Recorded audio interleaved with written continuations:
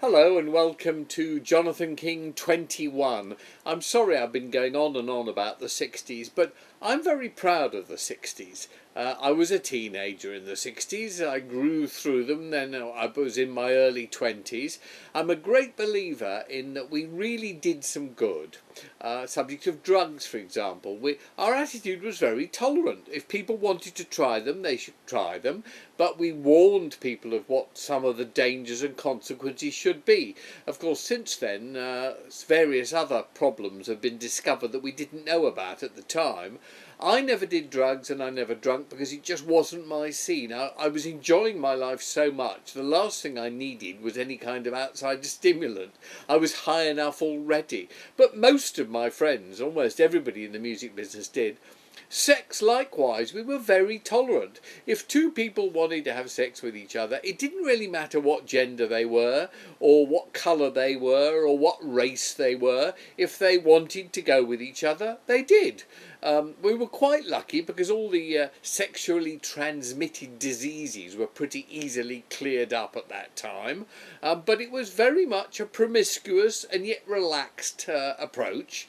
And we were well aware of the fact that many of our sexual encounters would just be one-night stands or temporary things. Some would be much greater and would lead to love and marriage and who knows what else. Gay lib really became established in the 60s. Indeed, homosexuality, sex between two people of the same gender, was illegal until 1967, by which time I was 23. We were violently against capital punishment and got it stopped in many places. Britain no longer had capital punishment. We were very, very much a tolerant, artistic, expressionistic kind of set, and we really did take over and change the morality. Everybody who'd had short back and sides and all the rest of it, they were all changed. Our attitude was so much more open and more relaxed. In, of course, came flower power, with everybody wearing flowers in their hair, and all you need is love. Well, I've got to say, it's sent up these days, and the old hippie philosophy has made a lot of rubbish to people. I thought it was great, and if you think about it, isn't it much better to have some love and tolerance and peace? I don't think anybody would have allowed the weapons of mass destruction Iraq war to have happened in the 60s. Mind you, of course, there was Vietnam in America, but an awful lot of my people were protesting against it. We didn't want war, we didn't want killing anybody for whatever reason, and we protested accordingly. I wish young people today would protest a bit more about things that they cared about. Perhaps they don't care very much. Anyway, there we are, and I graduated from Cambridge, and I got my Bachelor of Arts degree to start with, and my Master of Arts degree. I got a reasonable 2-2, I think. Nothing very spectacular, but nothing to be ashamed of. And there I was, Master of Arts, English Literature, and I made a great deal of it.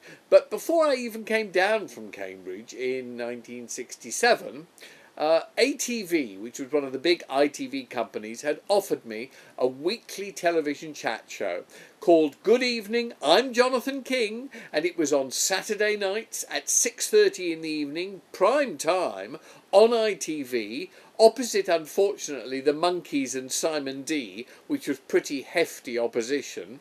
But it was very exciting to do for a young lad just down from Cambridge. One of my first guests, funnily enough, was Yoko Ono, who at the time was a performance artist. And she came on with her husband, Tony Cox, I think his name was, and she was mind dancing, and she wanted to teach the entire nation of Great Britain to mind dance.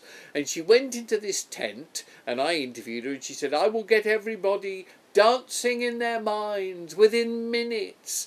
So I said, yes, fine, Yoko, I'll come and visit you again at the end of the show. And the rest of the show went on. I think it was my first programme. And right at the end, I went back to her tent, and there was loads of dry ice around, making smoke. And I went in, and she said, oh, the nation is dancing, it's waltzing around. So I said, well, Yoko Ono, thank you very much. And I stepped out of the tent to sign off. It was live television, remember.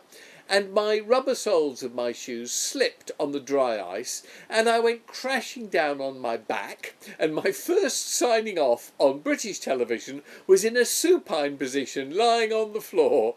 Good evening, I've been Jonathan King. I hope I'll see you next week if I'm not in hospital.